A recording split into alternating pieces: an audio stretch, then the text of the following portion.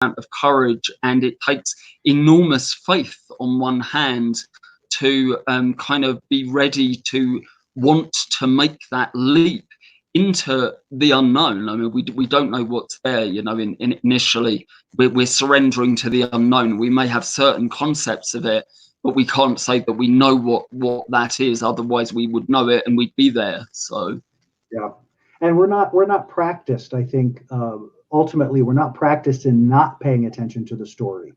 So whenever anything comes up, our human inclination is the story, but surrender is about no story. No story. It's so we attach so quickly. Yeah, it's amazing. This is the nature of the ego. You see, this is what we're trying to go beyond, in a sense. It's not that the ego is some kind of evil being that lives inside of you who you've got to kind of battle and destroy. It's not that at all. It's your own sense of attachment to false ideas and constructs about the nature of the true self. Is you keep attaching to the wrong thing in your identification. You attach to basic personality, you attach to basic mind, you attach to basic emotion, you attach to, you know, social constructs of self, all of this. And all of this is an incorrect identification. So that's all we're trying to do, is really move away from the incorrect identification to a correct identification.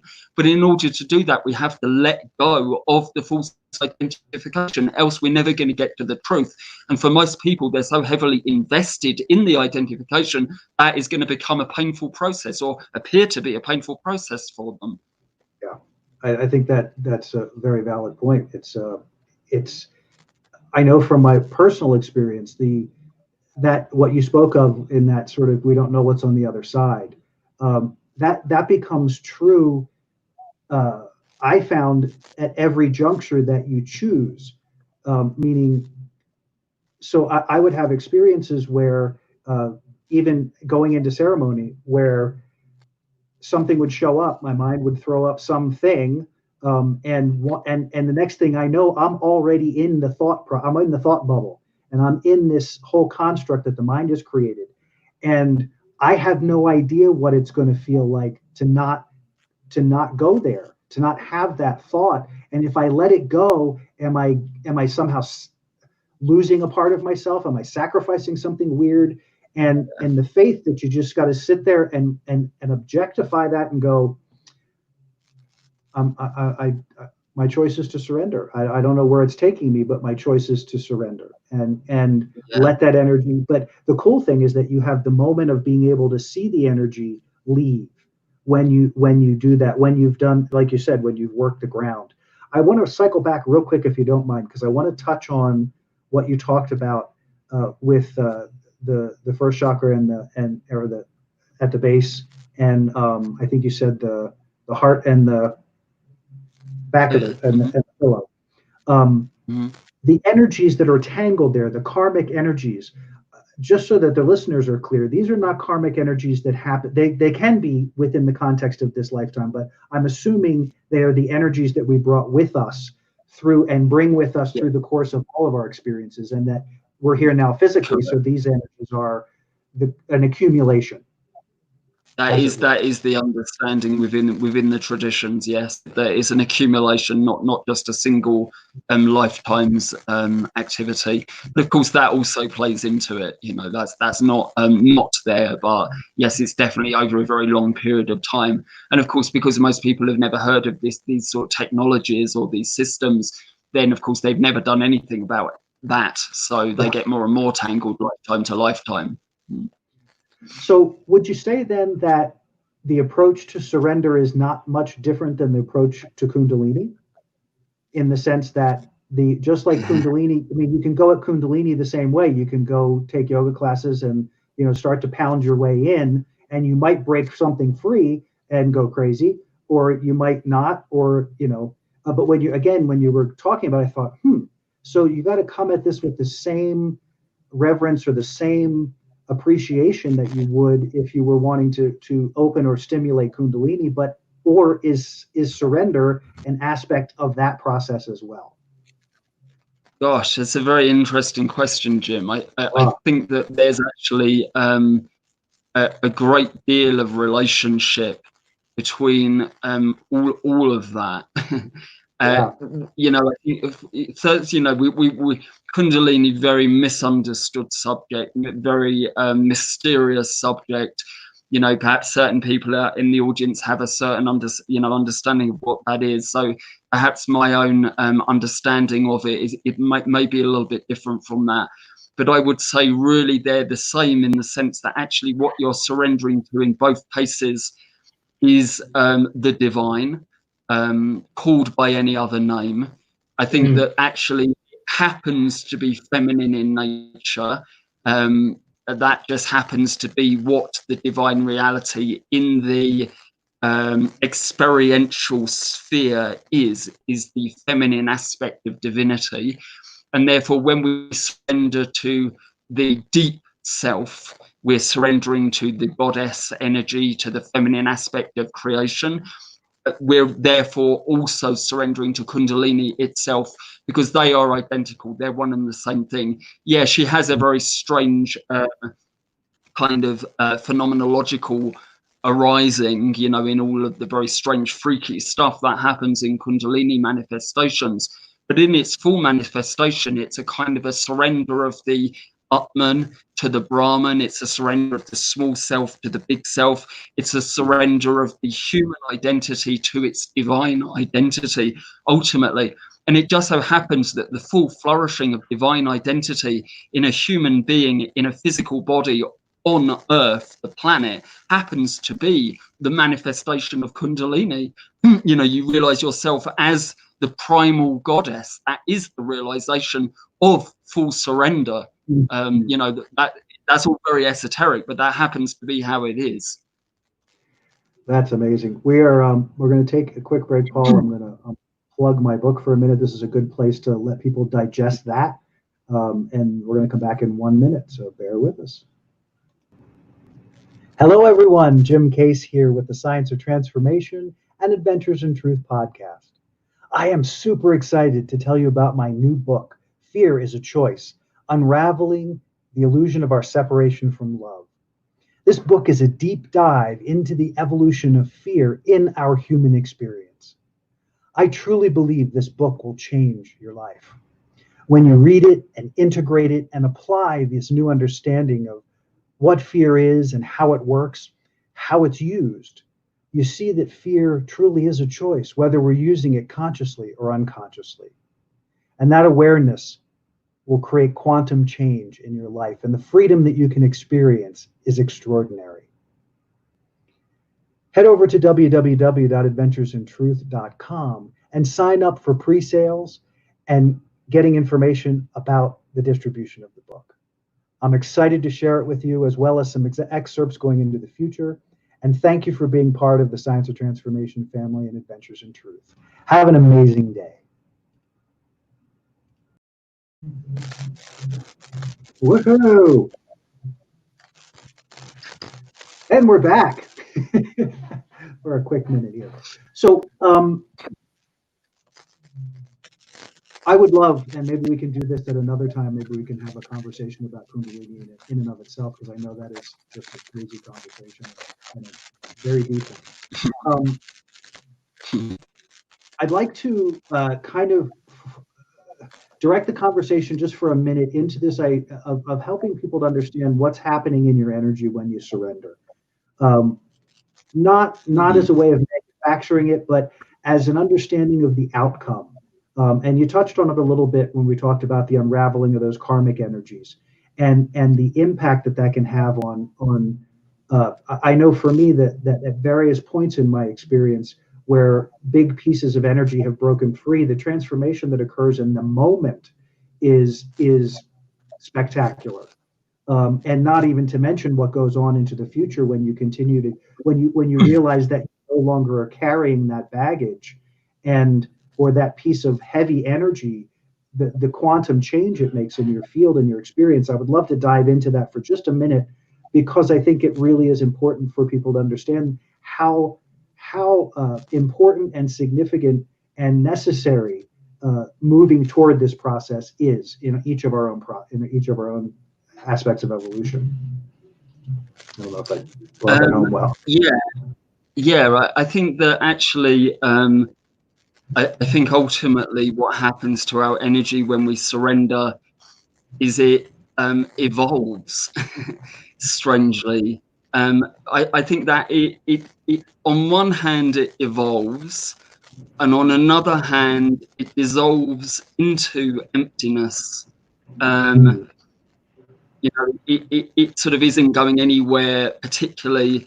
Of course, from a physics perspective, energy cannot be created or destroyed, but it can kind of return to its origin, and its origin at root happens to be not energy. It happens to be that which is opposite to energy, which is emptiness, which is equal to pure consciousness.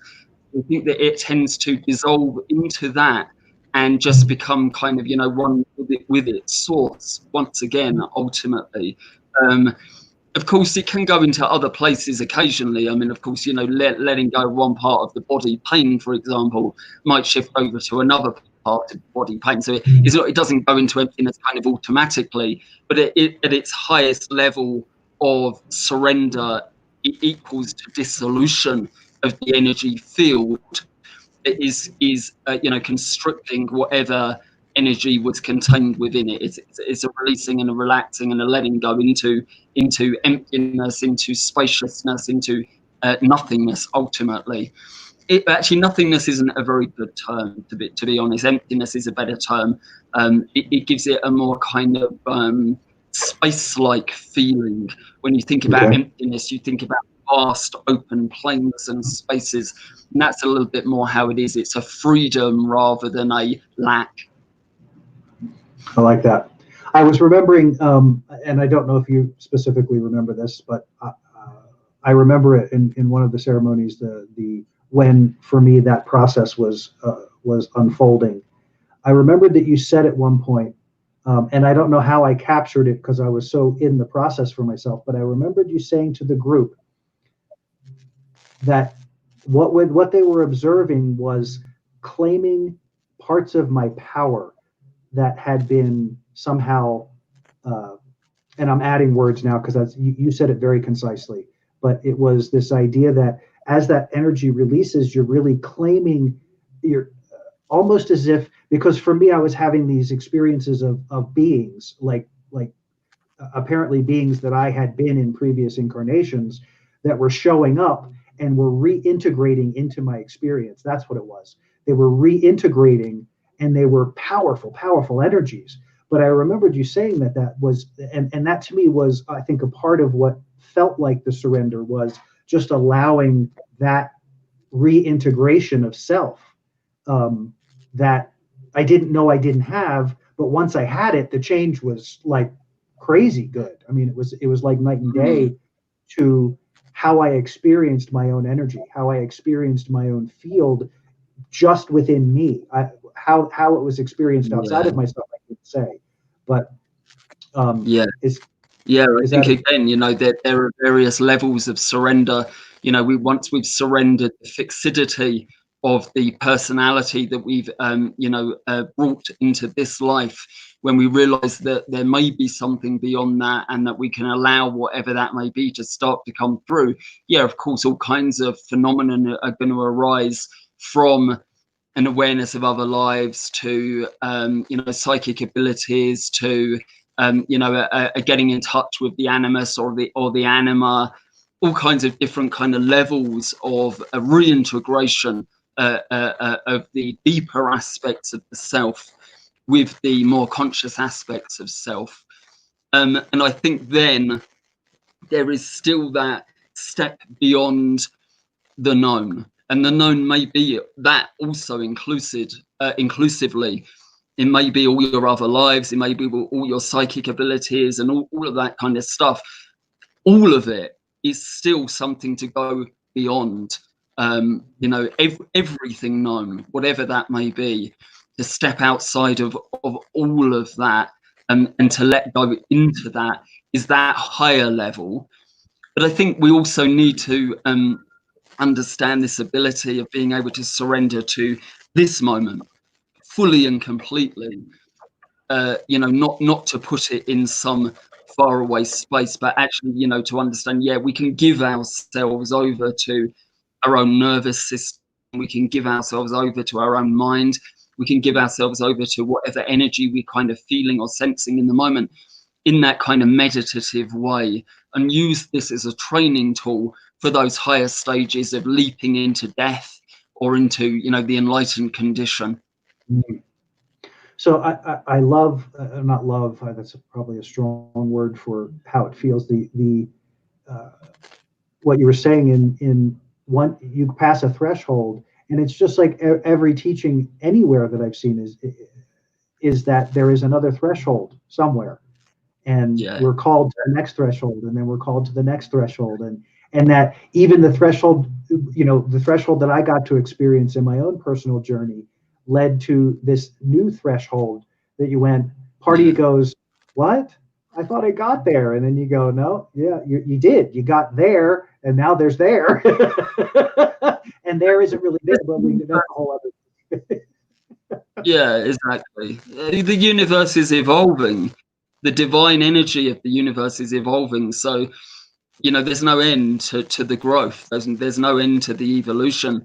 And there, well, perhaps there is an end to letting go.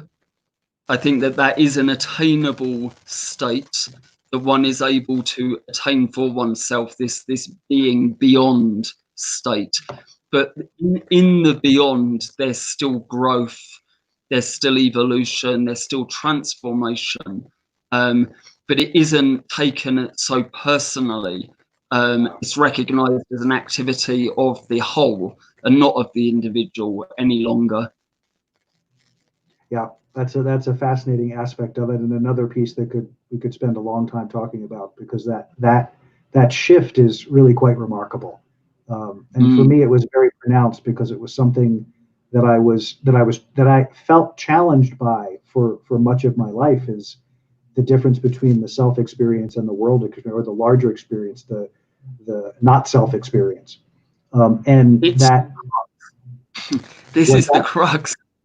Well, this is really the crux of the spiritual kind of question that we've all come in with, is what or who am I?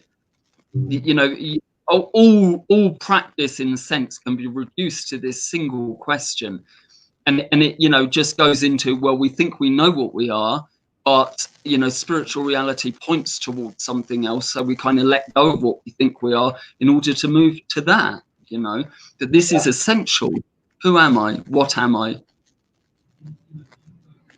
Amazing questions.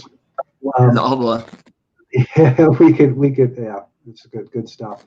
Timing wise, it would be a good time, and I would be absolutely honored if you wouldn't mind taking us into a meditation to kind of give us a little bit of that. I don't, not taking us to surrender, maybe, I don't know, we'll see what happens, but I think we'd all love to go on a little journey with Paul for a minute, if that's okay. We've got about 15 minutes, so you have plenty of room there to explore if you'd like. Okay, good. Yeah, thank you. Are you, you ready for that, or are you? Me? Are you ready for that? I'm surrendered to being ready to that. I'm with you. Okay. Okay, so I'd like to just invite you to just close your eyes and just notice where your body is for a moment. Just notice any areas of tension in the body. Maybe a stiff shoulder or neck, maybe tightness in the back. Just wherever you're feeling a little bit tight, a little bit constricted, just notice it. The first stage in surrender, or really the first stage of spiritual practice, and the last stage of spiritual practice is awareness. So just be aware of where your body is and notice areas of tension, and then just release, just relax. Try and feel as though the muscles are melting. unwinding and releasing. And just feel how good it feels to let go of the tension in the body. Just letting go of the tension in the jaw, back of the head, behind the ears, behind the eyes, shoulders and neck. These are all areas that can hold a lot of tension in a lot of people. So just really just trying to release the physical structures of the body as much as possible. This is always a work in progress. You know, we can always find deeper and deeper levels of relaxation at all the different levels of our being. So don't ever really be satisfied with a level of relaxation, but to know that you can let go more, you can release more. So continually releasing into the warm release and glow of relaxation.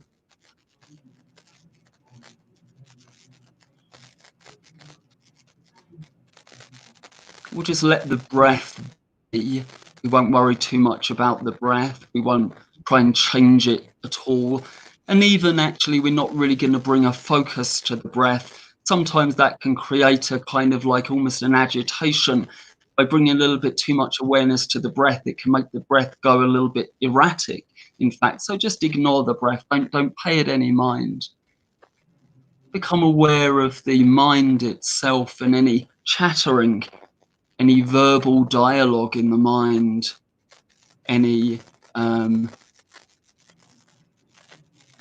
analysis of what we're talking about, any conceptualization, or any just random thoughts about the past or the future. Again, just noticing the mind. The mind is funny because it's not really a thing. The more we relax physically, the more the mind begins to soften. So the more we relax, the more the mind relaxes. And the more the mind relaxes, the more the body relaxes. And we just try and soften the mind. We can let it carry on chattering away, but we don't need to attach to whatever it's saying. We don't need to identify with whatever it's saying. We can just simply notice it and then just try and soften it. Just relax it. Just like relaxing the body, just relax the mind. Let it settle. Eventually, we want the mind to just return to its own root. We want the energy of the body and the physical body to just try and find its own stable level, its own base, as it were. What would happen if everything was just completely relaxed? It was just in its complete baseline reality, if it didn't have to do anything really. Just relax everything. And then we're going to go through this process of identifying what we are, or perhaps what we are not, in order to perhaps find that which we truly are. And we're going to kind of dive in a little bit to this question, who am I? Again, as we spoke about, this is really a key question. The crux of our spiritual questioning can be dissolved to this singular question, who am I? So we can ask ourselves, did we come in with a name? Were we given a name? Well, we didn't come in with a name, so our name was a given.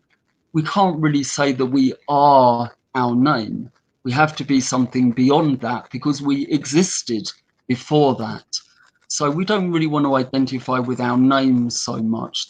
That's not really going to serve us. That's not really a true identity. And then we want to start looking at the different processes of body and mind to try and identify whether there is any stability to be found there, whether there is a base on which we can identify or to which we can identify. So we need to ask, is this the same body that we had when we were 10 years old. Maybe there are 10-year-old listeners, but for most of us, this is not the same body we had when we were 10 years old. We can ask ourselves, is this the same body we're going to have when we are 90 years old? Again, maybe if we keep in super fit shape, super healthy, perhaps we can maintain some of our body structure and, certain physiological activity.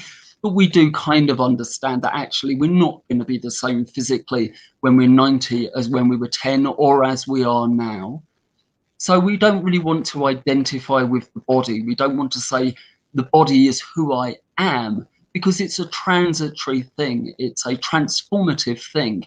It doesn't have something we can rely on or strongly identify with, because it changes from moment to moment, from year to year, from decade to decade.